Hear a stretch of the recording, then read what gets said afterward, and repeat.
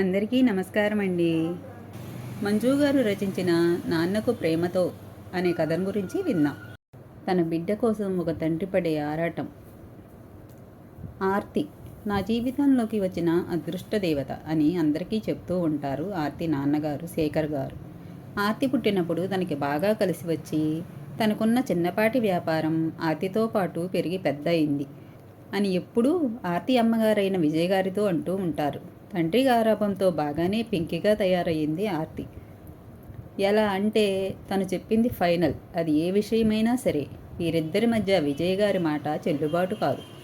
ఆర్తి తనతో పాటు చదువుకునే చరణ్ను ఇష్టపడింది. అతను ఆర్తి వైపు కన్నెత్తి కూడా చూసేవాడు కాదు. చరణ్ మధ్యతరగతి కుటుంబానికి చెందినవాడు. అందరి పట్ల గౌరవంగా ఉండేవాడు. ఎవరి జోలికి పోడు. తెలివైనవాడు. తన కష్టాన్ని నమ్ముకుని పైకి రావాలని కోరుకునేవాడు. ఆర్తి చరణ్ పట్ల తనకున్న ప్రేమను చాలాసార్లు తనకి చెప్పింది. కానీ నాకు ఆ ఉద్దేశం లేదని చరణ్ అనేవాడు. ఆర్తి అనుకున్నది జరగలేదని ఆర్తి ఫ్రెండ్స్ ఒకసారి, నీకు అన్నీ ఇప్పటి వరకు నువ్వు అనుకున్నట్టే జరగవచ్చు, కానీ చరణ్ని నీ సొంతం చేసుకోవడం నీ వల్ల కాని పని అని గేలి చేశారు. దాంతో ఆర్తి అహం దెబ్బతినింది. తిండి తిప్పలు మాని శేఖర్ గారి ద్వారా చరణ్ తల్లిదండ్రులను ఒప్పించమని చెప్పింది. శేఖర్ గారు తన కూతురు బాధని అర్థం చేసుకోమని, ఎలాగైనా మీరే మీ అబ్బాయిని పెళ్లికి ఒప్పించమని అడిగారు. అంతటి వారు తమ బిడ్డను ఇస్తా అంటే కాదని అనలేకపోయారు చరణ్ అమ్మా నాన్నలు. తల్లిదండ్రుల మాట కాదనలేక చరణ్ ఆర్తితో పెళ్లికి ఒప్పుకున్నాడు. కానీ ఆర్తికి కొన్ని కండిషన్స్ పెట్టాడు. తనకున్న దాంట్లోనే తనతో పాటు బ్రతకాలని, తనకు ఈ మధ్యకాలంలో వచ్చిన ఉద్యోగంలో చేరగానే తమతో పాటు తన తల్లిదండ్రులు కూడా తీసుకెళ్ళాలి అని చెప్పాడు. చరణ్ పెట్టిన కండిషన్స్ అన్నిటికీ ఆర్తి శేఖర్ గారు ఒప్పుకున్నారు. దాంతో పెళ్లికి అంతా సిద్ధమయ్యారు. ఆర్తి ఆనందానికి అవధులు లేకుండా పోయాయి. ఆర్తి చరణ్ పెళ్లి అంగరంగ వైభవంగా జరిగింది. పెళ్లి జరిగిన రోజు విజయ్ గారు ఆర్తితో ఇలా చెప్పారు. ఆర్తి, ఇప్పటి వరకు నువ్వు మన ఇంట్లో ఎలా ఉన్నా సరే ఏమీ కాదు. ఇప్పుడు నువ్వు ఒక ఇంటికి వెళ్ళబోతున్నావు. అక్కడ ఎలా ఉంటానని చరణ్కి మాట ఇచ్చావో అలానే ఉండు. అప్పుడే నీ పట్ల చరణ్కు కూడా ప్రేమ, అభిమానం కలుగుతాయి. చరణ్ ఇష్టంతో పని లేకుండా నీ పట్టుదలతో పెళ్లి చేసుకున్నావు. అలానే పట్టుదలతో చరణ్ని అర్థం చేసుకో. చరణ్ నిన్ను ప్రేమించే విధంగా నిన్ను నువ్వు మార్చుకో. ఇప్పటి నుండి నీ జీవితం ఎలా ఉండాలో నిర్ణయం నీ చేతుల్లో ఉంది. జాగ్రత్తగా ఉండాలి అని చెప్తుంటే మధ్యలో శేఖర్ గారు కల్పించుకుని, స్టాప్, జస్ట్ స్టాప్. ఆర్తికి ఏం తక్కువ కాకుండా చూడటానికి నేనున్నా. నీ లెక్చర్ ఇంకా ఏమైనా ఉంటే తర్వాత ఇద్దు గాని అంటూ ఆర్తిని తీసుకుని తన రూమ్కి వెళ్ళాడు. చూడమ్మా ఆర్తి, నీకు అక్కడ ఎలాంటి సమస్య ఉన్నా నాకు కాల్ చెయ్యి. నువ్వు ఉండటానికి అక్కడ కంఫర్ట్గా అన్ని ఏర్పాట్లు నేను చేద్దామంటే చరణ్ ఒప్పుకోలేదు. నా దగ్గరికి వచ్చాక అన్నీ నేను చూసుకుంటాను. మీ అంత కాకపోయినా నిదానంగా అన్ని ఏర్పాట్లు చేస్తానని చరణ్ అంటున్నాడు. ఇప్పుడే చరణ్ మాటను కాదని అంటే బాధపడతాడని ఏమీ అనలేకపోయాను. Take care. నిన్ను వదిలి నేను ఎప్పుడూ లేను అంటూ కన్నీటి పర్యంతమయ్యారు శేఖర్ గారు. ఆర్తి అయితే అసలు ఏడుపు ఆపడం లేదు. సారీ డాడ్, నా కోసం మీరు చరణ్ను అల్లుడుగా చేసుకున్నారు. మీరు చెప్పినట్లే ఉంటాను. మీరు బాధపడకండి అని ఆర్తి అత్తగారింటికి చరణ్తో పాటు బయలుదేరింది. చరణ్ తనకి ఉద్యోగం వచ్చిన సిటీకి తన తల్లిదండ్రులు ఆర్తితో కలిసి వెళ్ళిపోయాడు. అక్కడ తన సంపాదనకు తగ్గట్టు ఒక ఇంట్లో అందరూ కలిసి ఉండేవాళ్ళు. మొదట్లో కాస్త ఆర్తి చరణ్ చెప్పినట్టు వింటూ ఆ ఇంటి వాతావరణానికి అనుకూలంగా ఉండేది. చరణ్ కూడా ఆర్తిలో అప్పటి అహంకారం, పొగరు, తన మాటే నెగ్గాలి అన్న పంతం ఇవేమీ లేకుండా ఉండేసరికి చరణ్ కూడా ఆర్తిని తన భార్యగా మనస్ఫూర్తిగా అంగీకరించడం మొదలుపెట్టాడు. కానీ రాను రాను ఆర్తి ప్రవర్తనలో చాలా తేడా వచ్చింది. అత్తమామల్ని సూటిపోటి మాటలతో చరణ్కి తెలియకుండా ఇబ్బంది పెట్టేది.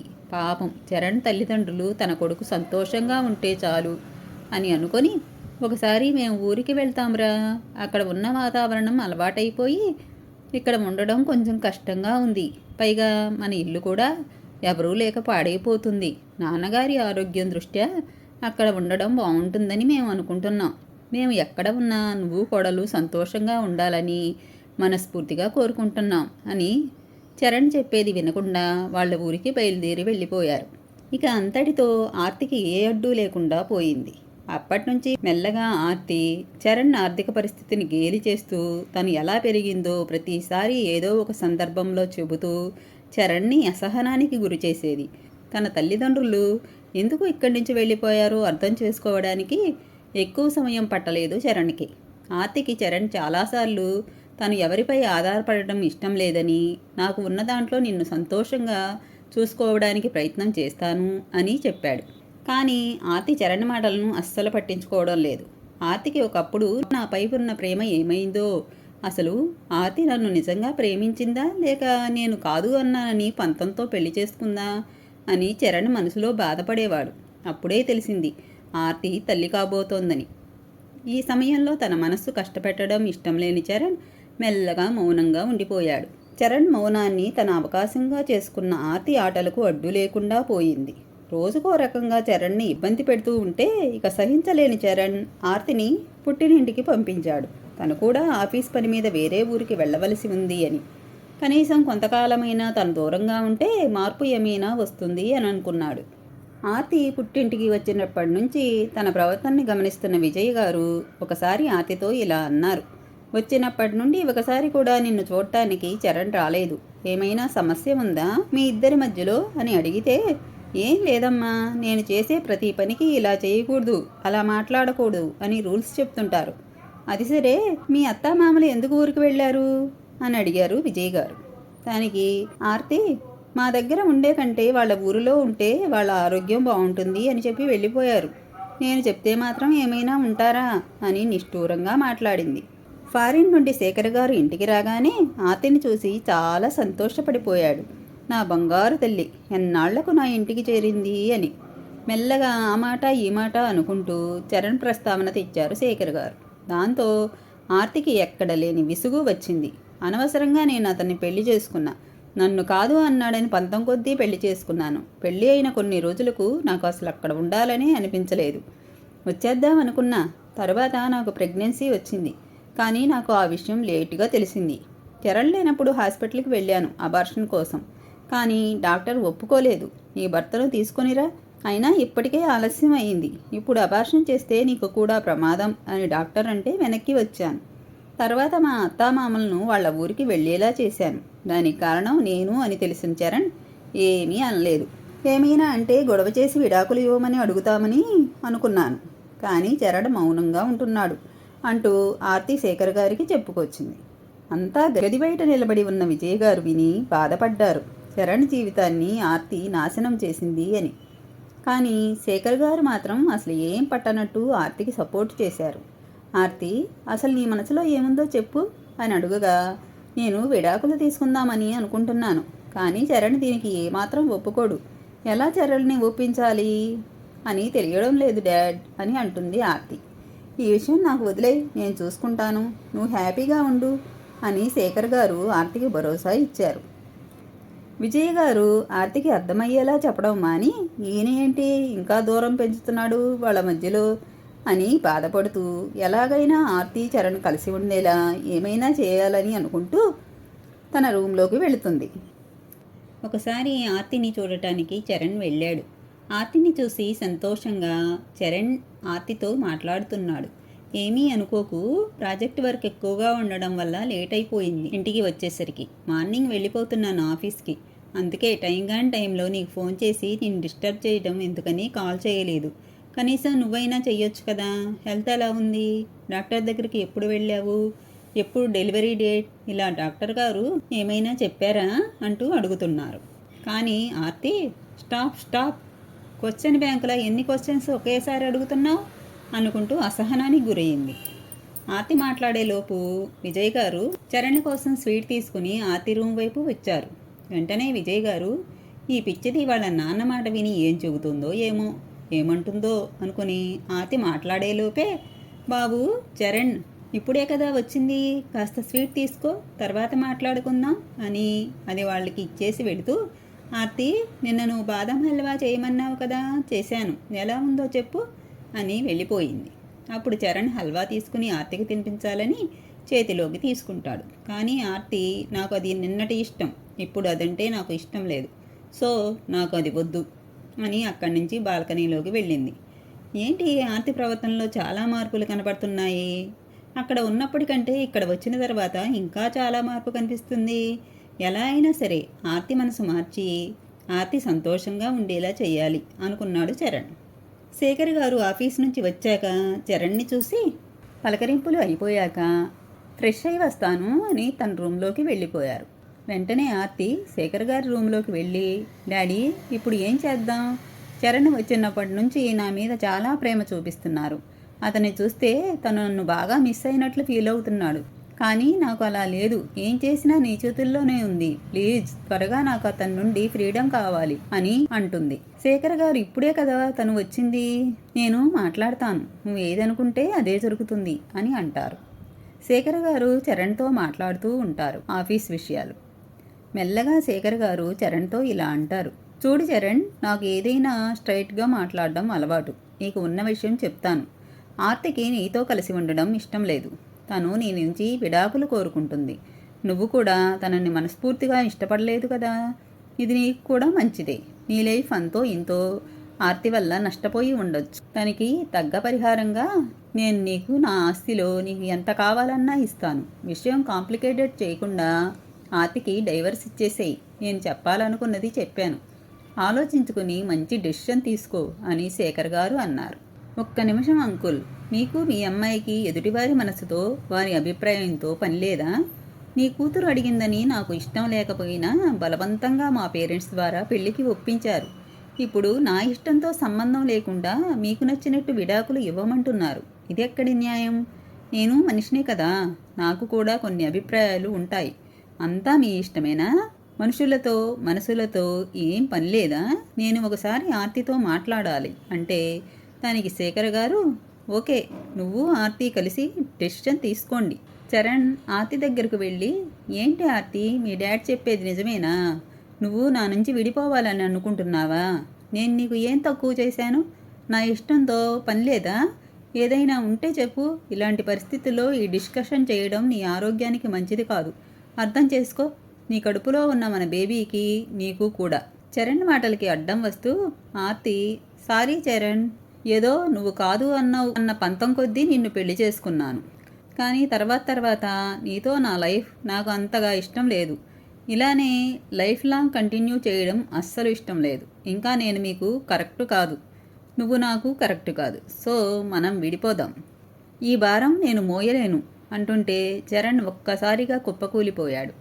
ఏంటి ఆర్తి, పెళ్ళి జీవితం అంటే మాటలు కాదు. కలిసిట్టడం విడిపోవడం నిమిషాల్లో తేల్చేస్తారా అంటూ ఇంకా ఆర్తికి ఏదో చెప్పబోతుంటే ఆర్తి విసుగుతో, అసలు నేను అబార్షన్ కూడా చేయించుకోవాలి అనుకున్నా అనేసరికి చరణ్ కూడా ఏం మాట్లాడకుండా అక్కడి నుండి వెళ్ళిపోయాడు. చరణ్ నైట్ అసలు నిద్రపోకుండా ఆలోచిస్తూ ఉండిపోయాడు. మార్నింగ్ లేవగానే చరణ్ ఆర్తిని శేఖర్ గారిని పిలిచి, నేను విడాకులు ఇస్తాను, కానీ డెలివరీ కాగానే నా బిడ్డని నాకు ఇచ్చేయాలి. అంతవరకు ఆర్తి చాలా జాగ్రత్తగా తన హెల్త్ కాపాడుకోవాలి. ఎటువంటి స్ట్రెస్ తీసుకోకూడదు. ఆరోగ్యమైన బిడ్డను కనాలి అని అక్కడి నుంచి వెళ్ళిపోయాడు. వెళ్ళిపోతున్న చరణ్ వైపు చూసి విజయ్ గారు, ఒక్క నిమిషం ఆగు చరణ్, నీతో మాట్లాడాలి అంటుంటే, ఇంకా ఏముందాంటీ మాట్లాడడానికి? ఈ ఇంట్లో నా పరిస్థితి మీ పరిస్థితి ఒకటే కదా అని అక్కడి నుంచి వెళ్ళిపోతాడు. ఆర్తి శేఖర్ గారి వైపు హ్యాపీగా చూస్తుంది. కొన్ని నెలల తర్వాత ఆర్తిని డెలివరీ కోసం హాస్పిటల్లో అడ్మిట్ చేసి చరణ్కి చెప్తారు. చరణ్ వచ్చేసరికి ఆర్తికి డెలివరీ అయ్యి పాప పుడుతుంది. చరణ్ పాపను తీసుకుని అక్కడి నుండి వెళ్తూ ఒక కవర్ శేఖర్ గారికి ఇచ్చి వెళ్ళిపోతాడు. ఆర్తి కనీసం పాపని ఒకసారి కూడా చూడలేదు. ఏమీ చేయలేని పరిస్థితిలో ఉన్న విజయ్ గారు, దేవుడా, నాకు ఇలాంటి బిడ్డను ఇచ్చావు స్వామి, కనీసం తన కడుపున పుట్టిన బిడ్డని కూడా చూడడానికి ఇష్టపడని తల్లి ఉంటుందా ఈ లోకంలో? చెత్తగుండీలో వేసే తల్లి కూడా ఒక్కసారైనా తన బిడ్డను చూసుకుంటుంది. ఇది కనీసం ఆకోవకు కూడా రాదు. ఇంకా ఇలాంటివి ఎన్ని చూడాలి? బంగారం నాటి భర్తను బిడ్డను దూరం చేసుకుని ఏం ఉద్ధరిస్తుంది అని మనసులో బాధపడుతుంది. శేఖర్ గారు ఆర్తి దగ్గరకు వెళ్ళి తనని చూసి, బేబీ, చరణ్ వచ్చి బేబీని తీసుకుని వెళ్ళాడు. ఇదిగో డైవర్స్ పేపర్స్పై సైన్ చేసి ఇచ్చాడు. ఇకపై లీగల్గా తనకి నీకు ఎలాంటి బంధం లేదు అని చెప్పాడు. ఆర్తి మౌనంగా వింటూ డెలివరీ అలసట వల్ల నిద్రపోయింది. చరణ్ వాళ్ళ ఊరికి తన బిడ్డను తీసుకెళ్ళి వాళ్ళ తల్లిదండ్రుల చేతుల్లో తన కూతుర్ని పెట్టి జరిగిందంతా వివరంగా చెప్పాడు. దానికి చరణ్ వాళ్ళ అమ్మా నాన్నలు, బాబు, కోడలు ఎలాంటిదో మాకు అర్థమైంది, కానీ ఇలా కన్నబిడ్డను కూడా వదులుకుంటుంది అని అనుకోలేదు. మేము అక్కడ ఉంటే నీకు కోడలికి మధ్య ఏమైనా ఇబ్బంది అవుతుందని ఇక్కడికి వచ్చాం, అంతేగాని ఇలా మీరు విడిపోయి అంటూ బాధపడ్డారు. దానికి చరణ్, నా తలరాత ఇలా ఉంటే మీరేం చేస్తారు? ఇక నుండి ఈ ఇంట్లో దాని పేరు దాని మాట వినిపించకూడదు. ఇప్పటి నుండి మనం నలుగురు మాత్రమే. నా బిడ్డపై దాని తల్లి నీడ కూడా పడకూడదు. ఈ రోజు నుండి నా జీవితం అంతా మీతో మాత్రమే అని అంటాడు. ఆతిని, విజయ్ గారిని తీసుకుని శేఖర్ గారు విదేశాల్లో ఉన్న తమ వ్యాపారం చూసుకోవడానికి ఇండియా వదిలి లండన్లో సెటిల్ అవ్వడానికి నిర్ణయించుకున్నారు. కాలం ఎవరి కోసం ఆగదు కదా. ఎవరి జీవితాలు వాళ్ళవి, ఎవరి కష్టాలు వాళ్ళవి, ఎవరి సంతోషాలు వాళ్ళవి. అలా ఒక 20 సంవత్సరాల తర్వాత, నాన్న ఒకసారి ఇలా రండి అని చరణ్ చెయ్యి పట్టుకుని చూసి, చూడండి మీకు ఇంకా ఫీవర్ తగ్గలేదు, ఇలాంటి టైంలో రెస్ట్ తీసుకోవాలి, కానీ ఈ ఫైల్స్ చూడకూడదు అని ఆద్య చెబుతూ ఉంటే కూతుర్ని చూసి, నువ్వు నాతో ఉంటే ఎప్పుడు నేను ఫుల్ ఎనర్జెటిక్గా ఉంటాను. చాలా ఇంపార్టెంట్ వర్క్ అమ్మా, తప్పదు, కొంచెం వర్క్ చేస్తే కంప్లీట్ అవుతుంది. ఏం చేసినా నీ బంగారు భవిష్యత్తు కోసమే తల్లి అన్నారు చరణ్. అంతేలే, నా మాట ఎందుకు వింటారు? పేరుకేమో నన్ను బంగారు వజ్రాలు అంటూ మీ మాట మాత్రం చెల్లించుకుంటారు అని ఆద్య అడిగినట్లు అంటుంది. దానికి చరణ్, అమ్మో మా ఆద్యకి కోపం వచ్చినట్టుంది అనుకుని, ఈ లోకంలో నాకు నువ్వు, నీకు నేను మాత్రమే కదమ్మా, మరి నీకు ఎలాంటి లోటు లేకుండా చూసుకోవాలి కదా, అందుకే కొంచెం కష్టపడాలి, తప్పదు అని అన్నాడు చరణ్. సారీ నాన్న, తాతయ్య నానమ్మ ఉన్నప్పుడు నీకు జ్వరం వస్తే ఎంత బాగా చూసుకునేవారు, ఇప్పుడు వాళ్ళు లేరు కదా, మరి నేనే కదా ఇప్పుడు మిమ్మల్ని చూడాలి అని అంటూ, సరేలే ఇప్పటి వరకు చేసింది చాలు, ఈ జ్యూస్ తాగి ట్యాబ్లెట్ వేసుకుని కాస్త రెస్ట్ తీసుకోండి, నేను కాలేజీకి వెళ్ళి వస్తాను అని కాలేజీకి వెళ్ళిపోయింది ఆద్య. వెళుతున్న ఆద్య వైపు చూస్తూ ఉండిపోయాడు చరణ్. ఆర్తితో విడిపోయాక తన జీవితంలో ఇంకెవరికీ స్థానం ఇవ్వలేదు చరణ్. ఆర్తి ఎలాంటిదైనా తనే నా భార్య, నా జీవితం మొత్తం నా కూతురు కోసం అని తర్వాత తన తల్లిదండ్రులు ఎన్నిసార్లు చెప్పినా మళ్ళీ పెళ్లి చేసుకోలేదు చరణ్. సొంతంగా ఒక చిన్న కంపెనీ పెట్టి తనతో పాటు కొంతమందికి ఉపాధి కల్పించాడు. ఆద్యతో పాటు వ్యాపారం కూడా పెరిగింది. కానీ ఎంత ఉన్నా తన ఆద్య కోసం కొంత షేర్ ఉంచుకుని మిగిలిన షేర్స్ అన్నీ కార్మికుల కోసం, వారి భవిష్యత్తు కోసం ఉంచాడు. అందులోనే చరణ్కి తృప్తి. చరణ్ మంచితనంతో, తెలివితో బాగా వృద్ధిలోకి వచ్చాడు. తన జీవితం అంతా ఆద్యతో నిండిపోయింది. మెల్లగా ఆర్తి చేసిన గాయాన్ని మర్చిపోయాడు. కొంతకాలం కిందటే చరణ్ అమ్మా నాన్నలు ఒకరి తర్వాత ఇంకొకరు కాలం చేశారు. ఆద్య అప్పుడప్పుడు సరస్వతి అనాథాశ్రమానికి వెళుతూ అక్కడ ఉన్న పెద్దల్ని పిల్లల్ని చూస్తూ వాళ్లతో కొంత సమయం గడిపి వస్తుంది. అక్కడ ఉన్న మేనేజర్ ఆద్యతో, అమ్మా ఆద్య, వచ్చే వారం మన ఆశ్రమానికి ఒక దాత వస్తున్నారు, అతనికి సన్మానం చేద్దాం అనుకుంటున్నాం, నువ్వు ఆ రోజు అన్ని ఏర్పాట్లు దగ్గరుండి చూసుకోవాలి. అతను తన ఆస్తిలో ఎంతో ఇలాంటి ఆశ్రమాలకి ఇస్తూ కొన్ని ఏళ్ల నుండి ఎంతోమందికి చాలా సాయం చేశారు. అలాంటి వారిని గౌరవించడం మన అదృష్టం, నువ్వు తప్పకుండా రావాలి. చరణ్ గారి మంచితనంతో ఇక్కడ ఎంతోమందికి సాయం చేశారు, వీలైతే చరణ్ గారిని కూడా తీసుకురావాలి, సరేనా అని అన్నారు. ఆద్య తప్పకుండా అని అంది. అనాథాశ్రమం ఫంక్షన్ గురించి చరణ్తో ఆద్య చెబుతుంది. అప్పుడు చరణ్, ఈ రోజుల్లో కూడా ఇంత మంచి మనసుతో ఎంతోమందికి సమాజ సేవ చేస్తున్నాడు అంటే అది చాలా గొప్ప విషయం. తప్పకుండా అతనికి సన్మానం జరిగే రోజు రావడానికి ప్రయత్నిస్తాను. ఒకవేళ నేను రాకపోయినా నువ్వు ఖచ్చితంగా అటెండ్ అవ్వు అని అన్నాడు. ఆద్య హ్యాపీగా, డిన్నర్ చేద్దాం రండి నాన్న అని చరణ్ని తీసుకుని వెళ్ళింది డైనింగ్ టేబుల్ దగ్గరికి. తింటూ ఎన్నో విషయాలు మాట్లాడుకుంటూ డిన్నర్ కంప్లీట్ చేసి నిద్రపోవడానికి వెళ్ళారు. ఫంక్షన్ రోజు రానే వచ్చింది. ఆద్య వెంటనే అక్కడికి వెళ్ళి అన్ని ఏర్పాట్లు చూసుకోవాలి అని అంటూ, మీరు ఎప్పుడు వస్తారు నాన్న అని చరణ్ని అడిగితే, మీటింగ్ కంప్లీట్ చేసుకుని డైరెక్ట్గా అక్కడికే వస్తానని ఆఫీస్కి వెళ్ళాడు చరణ్. ఆద్య ఆశ్రమానికి చేరుకుని అన్ని ఏర్పాట్లు చేస్తూ ఉంటుంది. అంతలోనే అక్కడికి వచ్చిన ఆ వ్యక్తిని రిసీవ్ చేసుకోవడానికి మేనేజర్ హడావుడి పడుతూ, ఆద్య త్వరగా రామ్మా, వచ్చేశారు ఆ పెద్దాయన, రిసీవ్ చేసుకోవాలి, బొకే తీసుకునిరా అని పిలిచారు. ఆద్య బొకే తీసుకుని కారు దగ్గరకు వెళ్తుంది. కారులోంచి ఒక పెద్దాయన దిగుతూ ఉంటాడు. మేనేజర్ ఎంతో వినమ్రంగా అతనికి నమస్కరిస్తారు. ఆద్య కూడా ఆ పెద్దాయనికి నమస్కరిస్తుంది. అలానే ఆద్యని చూస్తూ ఉంటారు ఆ పెద్దాయన. అప్పుడు మేనేజర్, ఈ అమ్మాయి పేరు ఆద్య, ఇక్కడికి అప్పుడప్పుడు వస్తుంది, ఇక్కడ వారి అవసరాలు చూసుకుంటూ ఉంటుంది అని పరిచయం చేస్తాడు. ఆద్య ఆ పెద్దాయనకు నమస్కరిస్తూ, మీలాంటి వాళ్ళని కలుసుకోవడం చాలా సంతోషంగా ఉంది. మీ అంత మంచి మనసు అందరికీ ఉండదు. మీ ఆస్తిలో ఎంతో భాగం ఇలాంటి అనాథాశ్రమాలకి ఏదో ఒక రూపంలో సహాయం చేస్తూ ఉన్నారంట కదా. ఆ విషయం నాకు తెలిసినప్పటి నుండి మిమ్మల్ని ఎప్పుడు చూడాలా అని వెయిట్ చేశాను. ఈరోజు చూశాను. చాలా సంతోషంగా ఉంది అని అంటుంది. ఫంక్షన్ స్టార్ట్ అవ్వడానికి ఇంకా కొంచెం టైం ఉంది కనుక మీరు కొంచెం రెస్ట్ తీసుకోండి, అసలే ప్రయాణం చేసి వచ్చారు అని గెస్ట్ రూమ్ వైపు చూపించింది ఆద్య. ఆ పెద్దాయన ఆద్యని చూసి చాలా సంతోషపడ్డారు. ఎన్నో ఏళ్లుగా తను పోగొట్టుకున్న సంతోషం ఆద్యని చూస్తుంటే తిరిగి వచ్చినట్టు అనిపించింది. అమ్మా, ఈ హడావుడి తగ్గిన తర్వాత నీతో కాస్త మాట్లాడాలి. ఖచ్చితంగా నాకైతే చెప్పకుండా వెళ్ళకు అని అన్నారు. సరేనని అంటుంది ఆద్య.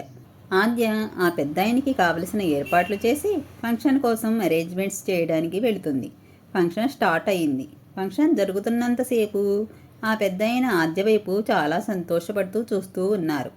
ఆద్య తన మనసులో అనుకుంటూ ఉంది, ఈరోజే కదా తను నన్ను చూసింది. ఎందుకు ఆయన కళ్ళల్లో నా మీద ప్రేమ కనబడుతుంది? ఎన్నో ఏళ్ల బంధం ఉన్నట్టు అనిపిస్తుంది. కానీ అతను ఎవరో నాకు తెలియదు, నేనెవరో అతనికి తెలియదు. ఏదో నాతో మాట్లాడాలి. ఫంక్షన్ అయిపోయిన తర్వాత ఎక్కడికి వెళ్ళకు అని నాకు చెప్పారు. మాట్లాడితే ఏమైనా తెలుస్తుంది అని మనసులో అనుకుంటుంది. ఫంక్షన్ చాలా బాగా జరిగింది. ఫంక్షన్ అయిపోయిన తర్వాత ఆద్యతో ఆ పెద్దాయన మాట్లాడుతూ ఉంటారు. అప్పుడు అక్కడికి వచ్చిన చరణ్ వారిద్దరినీ చూసి ఆశ్చర్యపోయాడు. ఇతను ఏంటి ఇక్కడ అనుకుని ఆద్యకు కాల్ చేసి అర్జెంట్ వర్క్ ఉంది, ఇంటికి రమ్మని చెప్పాడు.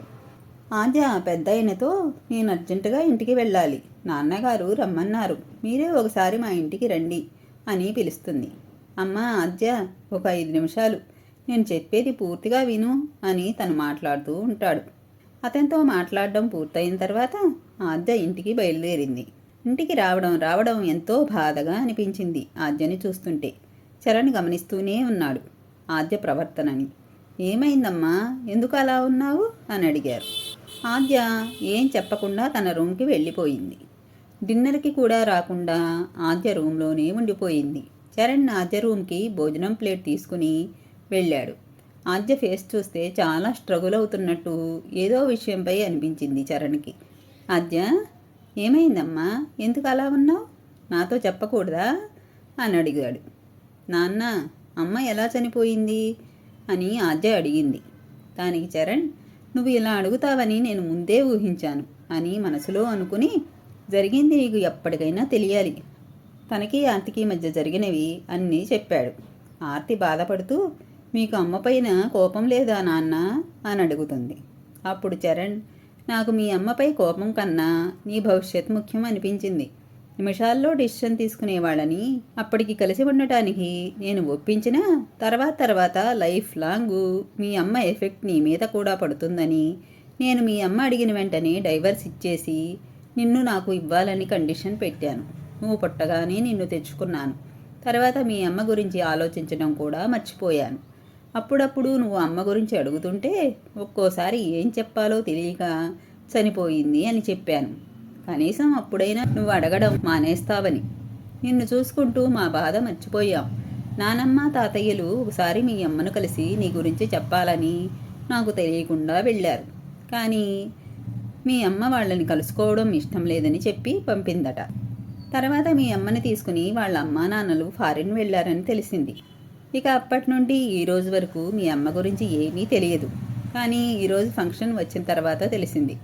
ఈరోజు నీకు కూడా అన్ని విషయాలు చెప్పాలని అంటూ చరణ్ బాధపడ్డాడు. ఆద్య, సారీ నాన్న, నీ గురించి తెలిసి కూడా ఎందుకు అడిగానంటే కనీసం ఇప్పుడైనా అమ్మపైన మీకు కోపం ఉందా లేదా అని తెలుసుకోవడానికి. మీ ఇద్దరూ ఎలా విడిపోయారు అని నాకు 2 సంవత్సరాల ముందే తెలుసు నాన్న. ఒకసారి నానమ్మ ఆరోగ్యం బాగాలేక హాస్పిటల్లో ఉన్నప్పుడు నానమ్మ నాకు అంతా వివరంగా చెప్పింది. ఒకవేళ నేను పోతే నా కొడుకుని జాగ్రత్తగా చూసుకోమనవరాలా అనింది. నా కొడుకుని మళ్ళీ పెళ్లి చేసుకోమని మేము ఎన్నిసార్లు చెప్పినా నీ కోసం చేసుకోలేదు. ఇప్పటి వరకు జరిగింది చాలు. దయచేసి ఈ విషయం ఎప్పుడూ నా దగ్గర మాట్లాడకూడదు అని మా దగ్గర మాట తీసుకున్నాడు. నీకు ఈ విషయాలన్నీ తెలిసాయి అని వాడికి తెలిస్తే బాధపడతాడు. చెప్పకు, నా బిడ్డ జాగ్రత్త అని చెప్పింది. తర్వాత కొన్ని రోజుల్లోని నానమ్మ మనల్ని వదిలి వెళ్ళింది నాన్న అంటూ తనకు తెలిసింది చెప్పింది. అంతా విన్న చరణ్, అయితే నువ్వు ఈరోజు ఫంక్షన్లో కలిసిన ఆ పెద్దాయన గురించి కూడా నీకు తెలుసు అనుకుంటున్నా అన్నాడు.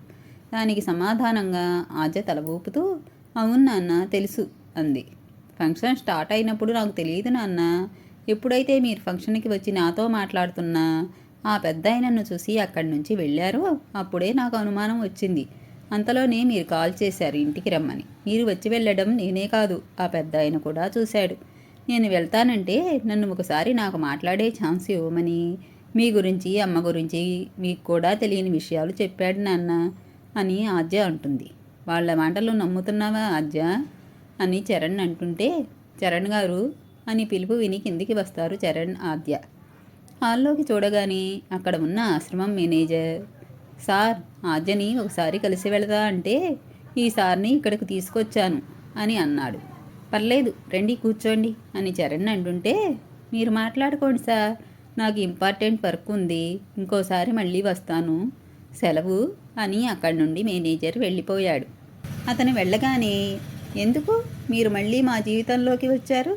వచ్చిన వాళ్ళు తిరిగి వెళ్లకుండా మా ఇంటికి కూడా వచ్చారు. మేము ఎలా బాధపడుతున్నాము అని చూసి మీ కూతురికి చెప్పి తనని సంతోషపెట్టాలి అని వచ్చారా అని చరణ్ అంటుంటే, చరణ్ ఒక్క నిమిషం నిన్ను బాధ పెట్టాలని కాదు, ఒకసారి తృప్తిగా నా మనవరాల్ని చూసుకుందామని వచ్చాను. అచ్చం ఆత్యం చూసినట్టే ఉంది, అందుకే అంత ఆరాటం మళ్ళీ చూడాలని అని అన్నారు ఆ పెద్ద ఆయన శేఖర్ గారు. ఓహ్, రోజు మీ కూతుర్ని చూసి మురిసిపోతారు కదా, మళ్ళీ మురిసిపోవడానికి నా కూతురు కూడా కావాలా అని చరణ్ అన్నాడు. కాదు చరణ్, ఒకే ఒకసారి ఆద్యను చూసి వెళదామని వచ్చాను అని అన్నారు శేఖర్ గారు. ఏంటి ఇదో కొత్త డ్రామానా? నా జీవితం మీకు సరిపోలేదు కదా ఆడుకోవడానికి, మళ్ళీ నా కూతురు కూడా కావాలా అని చరణ్ అంటుంటే, చరణ్ మాటలకు అడ్డు వస్తూ శేఖర్ గారు ఇలా అంటారు. నిజంగా నేను నా కూతురు నీ దగ్గర డ్రామా ప్లే చేశాం, నా కూతురి ఆఖరి కోరిక కోసం. చరణ్, ఆఖరి కోరిక ఏంటి, ఏం మాట్లాడుతున్నారు మీరు అని అన్నాడు. దాంతో శేఖర్ గారు, అసలు జరిగిందంతా నీకు వివరంగా చెబుతాను అంటూ, ఆర్తి ఒకసారి నాకు కాల్ చేసింది మీ పెళ్ళి అయిన 3 నెలల తర్వాత. హాయ్ డాడ్, ఎలా ఉన్నారు అని. అబ్బో, చాలా రోజుల తర్వాత నేను నీకు గుర్తుకు వచ్చాను, నేను నీతో మాట్లాడను అని అలిగినట్టు అన్నాను. ఆర్తి, సారీ డాడ్, నేను చాలా చాలా హ్యాపీగా ఉన్నాను. చరణ్ నన్ను మనస్ఫూర్తిగా ఇష్టపడుతున్నారు, ఇంతకంటే నాకు ఏం కావాలి? ఏదో అత్తయ్య మామయ్య మాట కోసం నన్ను పెళ్లి చేసుకున్నా ఇప్పుడు నన్నుగా ఇష్టపడుతున్నారు, ఇదే నాకు కావాల్సింది. ఒక్కోసారి నిన్ను కూడా మర్చిపోతున్నా డాడ్ అని ఆర్తి చాలా హ్యాపీగా చెప్పింది. నా ఆర్తి సంతోషం నేను కళ్ళారా చూడాలి. చెప్పు, ఎక్కడ మీట్ అవుదాం అన్నాను నేను. వెంటనే తనకి ఎంతో ఇష్టమైన ఐస్ క్రీమ్ పార్లర్లో కలిశాం. అలా అలా నా కూతురు ముఖంలో ఆనందం నాకు చాలా సంతోషం ఇచ్చింది. అక్కడి నుండి బయలుదేరే టైంలో ఆర్తి కళ్ళు తిరిగి పడిపోయింది. వెంటనే మా ఫ్యామిలీ డాక్టర్కి కాల్ చేసి హాస్పిటల్కి వెళ్ళాం. అప్పుడు నువ్వు ఆఫీస్ వర్క్పై చెన్నై వెళ్ళావు. హాస్పిటల్లో చెకప్ అప్పుడు మాకు తెలిసింది 2 విషయాలు. ఒకటి, ఆర్తి తల్లి కాబోతుంది. చాలా హ్యాపీగా ఫీల్ అయ్యాం ఇద్దరం. ఈ విషయం చరణ్కి తెలిస్తే ఎంతో ఆనందపడతారు అని ఆర్తి అంటుంటే, డాక్టర్, ఆర్తి నువ్వు కాసేపు బయట వెయిట్ చేయి, నీకు కొన్ని టెస్ట్ చేయాలి అని ఆర్తిని బయటికి పంపించారు. మీకు తెలిసిన ఇంకో విషయం ఏంటి డాక్టర్ అని శేఖర్ గారు అడుగుతారు. దాంతో డాక్టర్, అదే మీకు ఎలా చెప్పాలి తెలియడం లేదు. ఆర్తికి వచ్చిన హెల్త్ ఇష్యూ, తన హార్ట్ సైజ్ ఇంక్రీజ్ అవుతోంది. ఎప్పుడైనా తన పల్స్ రేటు పడిపోవచ్చు. పైగా ఇప్పుడు తనకి ప్రెగ్నెన్సీ కూడా వచ్చింది. చాలా ప్రాబ్లం అవుతోంది. అందుకే ఎలా అని డాక్టర్ అంటారు. ఇక్కడ కాకపోతే ఫారిన్కి తీసుకెళ్తా ఆర్తిని అని శేఖర్ గారు అన్నారు. మీరు ఎక్కడికి వెళ్ళినా చెప్పేది ఇదే. పైగా తను ఉన్న పరిస్థితుల్లో లాంగ్ జర్నీ చేయకూడదు.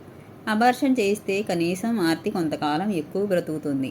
లేకపోతే తన లైఫ్ ఇక అంతే, మీరు అర్థం చేసుకుంటారని చెప్పాను. తర్వాత మీ ఇష్టం అని డాక్టర్ అన్నారు. దిగాలుగా శేఖర్ గారు బయటకు వచ్చారు. కానీ అక్కడ ఆర్తి ఉండదు. ఆర్తి ఎక్కడికి వెళ్ళిందో అని అక్కడ ఉన్న నర్సుని అడిగితే వాళ్ళ హస్బెండ్కి ఏదో చెప్పాలని వెళ్ళింది, మళ్ళీ రాలేదు అని అంది. కొంతసేపటికి విజయ్ గారు ఫోన్ చేసి ఆర్తి ఇంటికి వచ్చింది. మీరు రండి, చూస్తే చరణ్తో గొడవపడి వచ్చినట్లుంది అని అంటుంది విజయ్ గారు. సరే అని శేఖర్ గారు ఇంటికి బయలుదేరాడు. ఇంటికి వెళ్ళగానే ఆర్తి, నాకు చెప్పకుండా ఎలా వెళ్ళిపోయావు నువ్వు? నేను ఎంత కంగారు పడ్డానో తెలుసా అని అన్నారు శేఖర్ గారు. ఇప్పుడు కాకపోయినా ఎప్పుడో ఒకసారి మీకు చెప్పకుండా వెళ్ళిపోతాను కదా, అప్పుడేమంటారు అని ఒక్కసారిగా భోరున ఏడుస్తుంది. ఏంటి ఆర్తి నువ్వు మాట్లాడేది? నాకేం అర్థం కావడం లేదు అని అంటుంటే, నాకు అంతా తెలిసిపోయింది డాడ్. చరణ్కి కాల్ చేయాలని నేను బయటకు వెళ్ళాను, కానీ నా హ్యాండ్ బ్యాగ్ లోపలే ఉండిపోయింది. నేను బ్యాగ్ కోసం వచ్చినప్పుడు మీరు మాట్లాడిందంతా విన్నాను అని ఆర్తి అంటుంది.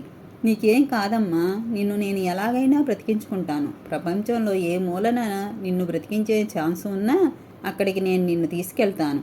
నా ప్రాణాలు నీ మీద పెట్టుకుని బతుకుతున్నాను. ఇప్పుడు ఫస్ట్ మనం చేయాల్సింది, నువ్వు అబార్షన్ చేయించుకో తల్లి. నీ ప్రెగ్నెన్సీతో నీకు ఇంకా ఎక్కువ ప్రమాదం ఉంది అని అంటారు శేఖర్ గారు. దానికి ఆర్తి, అసలు నేను అలా ఎలా చేస్తాను డాడ్? ఈ బేబీ నా చరణ్ ప్రతిరూపం, మా ప్రేమ కానుక. నా ప్రాణాలైనా వదిలేస్తాను, కానీ నా బేబీని వదులుకోను. నేను మీకు ఎంతో, నాకు నా బేబీ అంతా అని ఆర్తి బాధపడుతుంది. శేఖర్ గారు ఇంకా లోకం చూడని బిడ్డ మీద నువ్వు అంత ప్రేమ పెట్టుకుంటే, నిన్ను ఎంతో అల్లారుముద్దుగా పెంచుకున్నా నీకేదైనా అయితే నేనేమైపోవాలి? ఒకసారి ఆలోచించు అని అన్నారు. నువ్వు ఏం చెప్పినా నేను వినే పరిస్థితుల్లో లేని డాడ్. నేను చరణ్ దగ్గరికి వెళ్ళిపోతున్నా అని అక్కడి నుంచి వెళ్ళిపోయింది. అప్పుడే లోపలికి వచ్చిన విజయ్ గారు, ఏంటండి అది చరణ్ మీద అలిగి వచ్చిందా? అలా వచ్చింది, ఇలా వెళ్ళిపోయింది అని అన్నారు విజయ్ గారు. శేఖర్ గారు ఒక్క నిమిషం ఆలోచించుకొని, ఆర్తి పరిస్థితి విజయ్కి తెలియకూడదు, తెలిస్తే పిచ్చిదైపోతుంది. ఎలాగో నేను బాధపడుతున్నాను, ఈ బాధ నా భార్యకు కూడా అవసరం లేదు అని మనసులో అనుకుని, ఏముంది చరణ్ మీద ఏదో అలిగి వచ్చినట్టుంది, వాళ్ళు అనుకుంటారు, మళ్ళీ కలిసిపోతారు అని అన్నారు. ఇంటికి వెళ్ళిన ఆర్తి బాగా ఆలోచించి ఒక నిర్ణయం తీసుకుంటుంది. అందులో భాగంగానే ఆర్తి తన అత్తామామలను సూటిపోటి మాటలతో వాళ్ళ ఊరికి వెళ్ళేలా చేసింది. ఆ విషయం వాళ్ళు చరణ్తో చెప్తే చరణ్తో గొడవపడి విడాకులు అడుగుదాం అనుకుంది. కానీ వాళ్ళు అసలు చరణ్కి ఏమీ చెప్పలేదు. ఇక లాభం లేదనుకుని చరణ్ని టార్గెట్ చేస్తుంది ఆర్తి. తన మాటలతో చరణ్ ఆర్థిక పరిస్థితిని ఎగతాళి చేయడం మొదలు పెడుతుంది. అయినా కూడా చరణ్ ఆర్తికి నచ్చజెప్పాలని చూస్తాడు, కానీ ఆర్తిని ఏమీ అనడు. ఇంకా అక్కడ ఉంటే తన హెల్త్ ప్రాబ్లం చరణ్కి తెలిసిపోతుంది అని ఇంకా చరణ్ని తన మాటలతో ఇబ్బంది పెడుతుంది ఆర్తి. కానీ అనుకోని పరిస్థితుల్లో ఆర్తి తల్లి కాబోతుంది అని చరణ్కు తెలిసి తన్ని బాధ పెట్టేలా ఉండకూడదు అని ఆర్తి ఎన్ని అంటున్నా మౌనంగా ఉండిపోయాడు. కొన్నాళ్ళ తర్వాత చరణ్ ఆర్తిని పుట్టింటికి పంపించాడు డెలివరీ కోసం. ఆ టైంలో చరణ్ ఆఫీస్ పని మీద వేరే ఊరికి వెళ్ళవలసి వచ్చింది. ఆర్తికి కూడా తోడు ఉండాలి కదా అని. అప్పుడే విజయ్ గారికి అనుమానం రాకుండా శేఖర్ గారు ఆర్తి మాట్లాడుతుంటే, అదే నిజమని విజయ్ గారు, కూతురు అల్లుడి నుండి విడాకులు కోరుకుంటుంది, తండ్రి కూతురు కాపురం నిలబెట్టాలి కానీ ఆయనే దగ్గరుండి వాళ్ళని విడదీస్తున్నారు అని బాధపడింది. చరణ్ ఆఫీస్ పని అయిపోయిన తర్వాత ఆర్తిని చూడడానికి వాళ్ళ ఇంటికి వెళ్ళాడు. అప్పుడే శేఖర్ గారు ఆర్తి విడాకులు తీసుకోవాలి అనుకుంటుంది అని చరణ్ మనసు బాధపడేలా మాట్లాడి, చరణ్ తనంతట తనే విడాకులు ఇస్తా అని అక్కడి నుండి వెళ్ళేలా చేశారు. చరణ్ వెళ్ళిపోయాక ఆర్తి తండ్రిని చూసి కన్నీరు మున్నీరుగా ఏడుస్తుంది. ఎందుకమ్మా, నువ్వు అనుకున్నది అనుకున్నట్లుగా జరుగుతుంది కదా, అయినా చరణ్ని బాధపెట్టి సాధించేది ఏముంది? చరణ్కి అసలు విషయం చెప్పడం మంచిది అని అంటారు శేఖర్ గారు. అందుకు ఆర్తి, వద్దు డాడ్, అసలు విషయం తెలిస్తే చరణ్ పిచ్చివాడవుతాడు. నేను ఇలా చేస్తే కనీసం నా బిడ్డకి తండ్రి అయినా ఉంటాడు, లేకపోతే చరణ్కి ఏమైనా అయితే నా బిడ్డ తల్లిదండ్రులు లేనిది అవుతుంది. ఇలా అయినా ఉంటే నా పైన కోపంతో మళ్ళీ పెళ్లి చేసుకుని నన్ను మర్చిపోయి సంతోషంగా ఉంటాడు అని అంటుంది ఆర్తి. అలాంటి పరిస్థితుల్లో ఆర్తి తన ప్రాణం పణంగా పెట్టి ఆద్యకు జన్మనిచ్చింది. అదృష్టవశాత్తు డెలివరీ టైంలో ఆర్తి పల్స్ మరీ పడిపోకుండా అన్ని ఏర్పాట్లు చేశారు డాక్టర్ గారు. తన బిడ్డని డెలివరీ రూమ్లోనే చూసుకుని, నీకు జీవితాంతం ప్రేమని పంచలేని ఈ అమ్మని క్షమించు అని ప్రేమగా తన బిడ్డతో చెప్పుకుంది. చరణ్ వచ్చాడని తెలిసి శేఖర్ గారిని పిలిచి తన బిడ్డని అప్పగించింది. ఆర్తిని రూమ్కి షిఫ్ట్ చేశాక విజయ్ గారు, ఒక్కసారి అయినా నీ బిడ్డని చూడవే, ఆ పసిదాని ముఖం చూస్తే అయినా నీ మనసు మారుతుందో ఏమో అని అన్నారు. కానీ ఆర్తి, డాడ్, చరణ్ బిడ్డని చరణ్కి అప్పగించండి, నాకు చూడాల్సిన అవసరం లేదు, నాకు కావాల్సింది డైవర్స్ పేపర్స్పై సైన్ మాత్రమే అని అంటుంది. అందుకే విజయ్ గారు ఆర్తిని తలుచుకుని బాధపడ్డారు. శేఖర్ గారు బిడ్డని చరణ్కి ఇచ్చి చరణ్ ఇచ్చిన పేపర్స్ తీసుకుని ఆర్తి దగ్గరకు వెళ్ళాడు. తర్వాత కొన్ని రోజుల్లోనే ఆర్తి పరిస్థితి చేయి దాటిపోతున్న సమయంలో విజయ్ గారికి అసలు నిజం తెలిసి హార్ట్అటాక్ వచ్చింది. ఎలానో కొంచెంగా ప్రమాదం తప్పి కొన్నాళ్ల తర్వాత డిశ్చార్జ్ అయ్యారు విజయ్ గారు. అందుకే నీకు ఆర్తి విషయం చెప్పలేదని బాధపడ్డారు శేఖర్ గారు. ఇంత భారం మనసులో ఎలా దాచుకున్నారు మీరు అని విజయ్ గారు ఆర్తిని శేఖర్ గారిని అడిగింది. అందుకు ఆర్తి, తన బిడ్డకి ఏమైనా అవుతుందని తెలిస్తే ఏ తల్లి ప్రాణం మాత్రం తట్టుకుంటుందమ్మా, అందుకే నీకు చెప్పలేదు. కానీ వీలైనంత త్వరగా మనం ఇక్కడి నుండి వెళ్ళిపోవాలి. ఏదో ఒకరోజు నేను వెళ్ళిపోతాను. మనం ఇక్కడే ఉంటే ఆ విషయం చరణ్కు తెలిసిపోతుంది. ఇన్నాళ్ళు మనం పడ్డ కష్టమంతా వృధా అవుతుంది అని అంటుండగానే అప్పుడే అక్కడికి వచ్చిన వాచ్మెన్, సార్, ఆర్తి అమ్మగారిని చూడటానికి చరణ్ సార్ వాళ్ళ అమ్మా నాన్నలు వచ్చారు, బయట ఉన్నారు, ఏం చెప్పాలి అని అడిగాడు. చెప్పడానికి ఏం లేదు, నాకు వాళ్ళని కలవడం ఇష్టం లేదని చెప్పు అని ఆర్తి వాచ్మెన్కి చెప్పి పంపిస్తుంది. వాచ్మెన్ చెప్పిన మాటలు విని చరణ్ తల్లిదండ్రులు బాధపడి అక్కడి నుండి వెళ్ళిపోతారు. తర్వాత ఆర్తి పరిస్థితి బాలేక ఇక్కడి నుండి లండన్ వెళ్ళిపోయాం. అక్కడికి వెళ్ళిన కొన్ని రోజుల్లోనే నా బిడ్డ నన్ను వదిలి వెళ్ళిపోయింది. ఆఖరి మాటగా, ఎప్పుడైనా చరణ్ మీకు కనబడి నిజం తెలిస్తే చెప్పండి నాన్న, నేను పెంకిదాన్నే కానీ చెడ్డదాన్ని కాదు అని ఆర్తి చెప్పిన మాట కూడా చెబుతూ ఇదే జరిగిన విషయం చరణ్ అని శేఖర్ గారు చెప్పారు. అంతా విన్న చరణ్ ఒక్కసారిగా భోరున విలపించాడు. ఎన్నో ఏళ్ల నుండి తన మనసులో ఉన్న వేదన అంతా ఈరోజు కన్నీటి రూపంలో బయటికి వచ్చింది. తన తండ్రిని ఎప్పుడూ అలా చూడని ఆద్య భయపడిపోయింది. ప్లీజ్ నాన్న, కంట్రోల్ యువర్ సెల్ఫ్ అని ఓదారుస్తూ ఉన్నది. కాసేపటికి నార్మల్ అయిన చరణ్, మరి అత్తయ్య గారు అని అడుగుగా, ఆర్తిపోయిన కొన్నాళ్లకే తను కూడా నన్ను వదిలి వెళ్ళిపోయింది. అప్పటి నుండి నేను ఒంటరిగా ఉండలేక ఆశ్రమాలు, చారిటీ పేరుతో ఆ ఊరు ఈ ఊరు తిరుగుతూ ఇన్నాళ్లకు ఇక్కడ నా ఆర్తి రూపంలో ఉన్న ఆద్యని చూశాను అని అన్నారు శేఖర్ గారు. నేను కూడా ఆద్యని చూసుకుంటూ మెల్లగా తన భవిష్యత్ కోసం నా గురించి కూడా ఆలోచించే టైం ఉండకూడదు అని, అలా అయినా ఆర్తి జ్ఞాపకాల నుంచి బయటపడాలని అనుకున్నాను. కానీ ఆద్యని చూస్తుంటే నాకు ఆర్తినే కనపడేది.